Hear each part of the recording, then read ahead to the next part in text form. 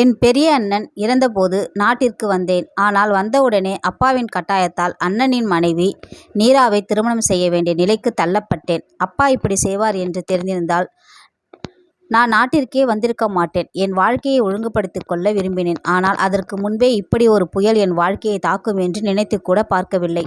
8 மாதங்களுக்கு முன்பு அண்ணன் நீராவை திருமணம் செய்திருந்தான். அதற்கு 2 மாதங்களுக்கு பிறகு நான் வெளிநாட்டிற்கு சென்று விட்டேன். நீராவை நான் ஒருபோதும் மனைவியாக பார்க்கவில்லை. எப்போதும் அவளை அண்ணனின் மனைவியாகவே பார்த்தேன். வயதில் அவள் என்னை விட பல வருடங்கள் இளையவள் என்றாலும் அவள் என் வாழ்க்கை துணையாக இருப்பாள் என்று ஒருபோதும் நினைத்ததில்லை. ஆனால் அப்பாவின் மரியாதையை கருத்தில் கொண்டு எல்லாவற்றையும் ஏற்றுக்கொள்ள வேண்டிய கட்டாயம் ஏற்பட்டது. திருமண இரவு நீரா தனியாக அறையில் உட்கார்ந்திருந்தாள். நான் மாடியில் உட்கார்ந்து என் வாழ்க்கை இப்படி முடிந்துவிட்டதே என்று யோசித்து கொண்டிருந்தேன். இப்படி அப்பாவின் முகத்தை பார்த்து வாழ்க்கையை வீணாக்க முடியாது என்று முடிவு செய்தேன். இனி வெளிநாட்டு திரும்பினால் மீண்டும் இங்கு வரமாட்டேன். நீராவை மனைவியாக ஒருபோதும் ஏற்றுக்கொள்ள முடியாது. இரவு 2 மணி ஆகிவிட்டது. நான் கீழே இறங்கி அறைக்கதவை திறந்தபோது நீரா உட்கார்ந்து கண்ணீர் விட்டு அழுது கொண்டிருந்தாள். என்னை பார்த்தவுடன் படுக்கையிலிருந்து எழுந்து நின்று, என்னை மன்னித்து விடுங்கள். என் காரணமாக நீங்கள் இப்படிப்பட்ட சூழ்நிலைக்கு ஆளாக வேண்டியதாகிவிட்டது. நீங்கள் ஒருபோதும் என்னை மனதார ஏற்றுக்கொள்ள முடியாது என்பது எனக்கு தெரியும். இது இயல்புதான். வேறு யாராக இருந்தாலும் இப்படித்தான் இருந்திருப்பார்கள். அதனால் நான் உங்களிடம் எந்த உரிமையையும் கேட்க வரமாட்டேன். நீங்கள் உங்கள் விருப்பப்படி வாழலாம் என்று கூறி படுக்கையிலிருந்து எழுந்து ஒரு மூலையில் படுத்து அழுதாள். நான் ஒரு வார்த்தையும் பேசவில்லை. கடுமையான கோபத்துடன் வெளியே வந்து பால்கனியில் நின்று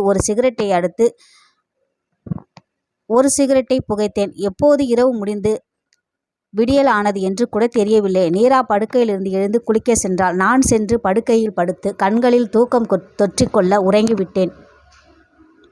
மனதில் புயல். காலை 11 மணியளவில் அம்மாவின் குரலுக்கு கண் விழித்தேன். எழுந்து குளித்துவிட்டு காலை உணவு மேஜைக்கு சென்றேன். அங்கே நீரா காலை உணவு தயார் செய்து கொண்டிருந்தாள். கோபத்துடன் எப்படியோ உணவை முடித்துவிட்டு வீட்டை விட்டு வெளியேறினேன். மனதில் தீ எரிந்து கொண்டிருந்தது. வீட்டில் மனம் ஒட்டவே இல்லை. நண்பர்களுடன் சென்று பொழுதை போக்கலாம் என்று முடிவு செய்தேன். நாட்டில் இருக்கும் இந்த சில நாட்களில் நீரா தூங்கிய பிறகு இரவு தாமதமாக வீடு திரும்பலாம் என்று நினைத்தேன். அவள் முகத்தை பார்க்கவே பிடிக்கவில்லை. நண்பர்களை சந்திக்க சென்றவுடன் அவர்கள் பலவிதமாக கிண்டல்களை ஆரம்பித்தனர். எப்படிடா முதலிரவு எப்படி இருந்தது? உன் அண்ணி அழகாக இருக்கிறாளே என்று கேவலமான கருத்துக்களை சொல்லத் தொடங்கினர். அவர்களின் பேச்சு என் கோபத்தை மேலும் தூண்டியது. ஒரு வார்த்தை பேசாமல் அங்கிருந்து எழுந்து வந்துவிட்டேன். ஒரு அமைதியான இடத்தில் உட்கார்ந்து பாக்கெட்டில் இருந்து போனை எடுத்து போட்டோவை ஆன் செய்தேன். உடனே மெசஞ்சரில் டிங் டிங் என்று தியாவின் மெசேஜ்கள் வந்தன. வெளிநாட்டில் இருந்தபோது தியாவுடன் ஃபேஸ்புக்கில் பழக்கம் ஏற்பட்டது. சில நாட்களிலேயே எங்கள் உறவு காதலாக மாறியது. மெய்நிகர் உலகில் காதல் சாத்தியமில்லை என்று நம்பியவன் நான். ஆனால் தியா அதை தவறு என்று நிரூபித்தாள். போனின் மறுபுறத்தில் இருந்து அவள் என்னை அவ்வளவு அக்கறையுடன் பார்த்து கொண்டாள். அவள் எப்போதும் என் அருகில் இருப்பது போலவே உணர்ந்தேன். 1000 மைல்கள் தொலைவு இருந்தாலும் அது தொலைவாக தோன்றவில்லை. ஆனால் இந்த சில நாட்களாக இந்த பிரச்சனைகளை தியாவுக்கு மெசேஜ் செய்யவே இல்லை. அவள் என்னவெல்லாம் நினைத்திருப்பாளோ என்று பயந்தேன். மெசேஜை திறந்தவுடன் தியாவின் கோபமான செய்தி, என்னை மறந்து விட்டாயா? நாட்டிற்கு வந்தவுடன் எல்லா வேலைகளையும் முடித்துவிட்டு என்னை சந்திப்பேன் என்று சொன்னாயே, நீ வரவே இல்லை. ஒரு மெசேஜ், ஒரு கால் கூட இல்லை. நீ நலமாக இருக்கிறாயா? நான் உடனே பதில் அனுப்பினேன். நலமாக இருக்கிறேன் தியா.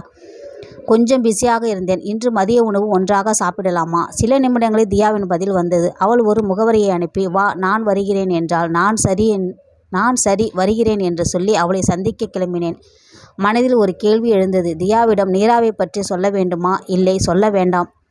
இது சில நாட்களின் பிரச்சனைதான். நாட்டில் இருக்கும்போது நீராவை விவாகரத்து செய்து விடுவேன். அவளுக்கு இதை சொல்லி என்ன பயன்? தியாவின் முகவரிக்கு சரியான நேரத்தில் சென்றேன். தியாவும் சரியாக வந்தாள். வந்தவுடன் என்னை இறுக்கமாக கட்டிப்பிடித்தாள். தியா ஒரு நவீன அழகான பெண். புகைப்படத்தில் பார்த்ததை விட நேரில் மிகவும் அழகாக புத்திசாலித்தனமாக இருந்தாள்.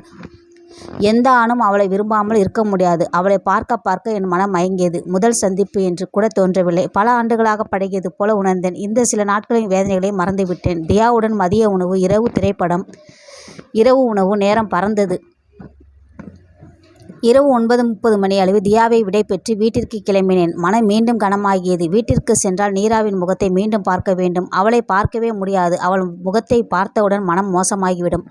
நள்ளிரவு 12 மணியளவில் வீட்டிற்கு திரும்பினேன். காலிங் பெல் அடித்தவுடன் நீரா வந்து கதவை திறந்தாள். அவள் அணிந்திருந்த புடவை ஒழுங்காக இல்லை. ஒருவேளை தூங்கிக் கொண்டிருந்திருக்கலாம். அவள் தலைமுடி கலைந்து முகத்தில் ஒட்டியிருந்தது. ஒரு கணம் அவளை பார்த்தவாறு நின்றேன். என்னை உற்று பார்ப்பதை கண்டவுடன் அவள் கண்களை தாழ்த்தினாள். அந்த நொடியில் அவள் முகத்தில் ஒட்டியிருந்த முடியை விலக்கிவிட வேண்டும் என்று எனக்கு தோன்றியது. ஒரு விசித்திரமான மயக்கம் என்னை ஆட்கொண்டது. ஆனால் உடனே என்னை சுதாரித்து கொண்டு, நான் இப்படி என்ன நினைக்கிறேன், இது சரியில்லை என்று மனதுக்குள் சொல்லிக்கொண்டு அறைக்குள் நுழைந்தேன். நீராவிடம் எந்த மயக்கமும் ஏற்பட அனுமதிக்கக்கூடாது. நான் தியாவை காதலிக்கிறேன். நாட்டை விட்டு சென்றவுடன் நீராவுக்கு விவாகரத்து பேப்பர்களை அனுப்பிவிடுவேன் என்று மனதில் தீர்மானித்தவாறு குளியலறைக்கு சென்றேன். குளித்து முடித்து வந்தவுடன் நீரா மேஜையில் உணவு வைத்திருக்கிறேன், சாப்பிடுங்கள் என்று சொன்னாள். நான் வெளியே சாப்பிட்டு விட்டேன் என்று கூறினேன். அவள் முகம் வாடிப்போனது. ஏதோ பேச வந்தவள் பேசாமல் நிறுத்தினாள். பிறகு உணவை மூடி வைத்துவிட்டு படுக்கையின் ஒரு மூலையில் படுத்து உறங்கிவிட்டாள். நானும் படுக்கையில் படுத்து போர்வையை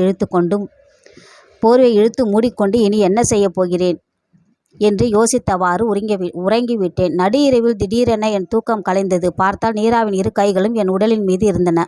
அவள் குளிரில் நடுங்கிக் கொண்டிருந்தாள்.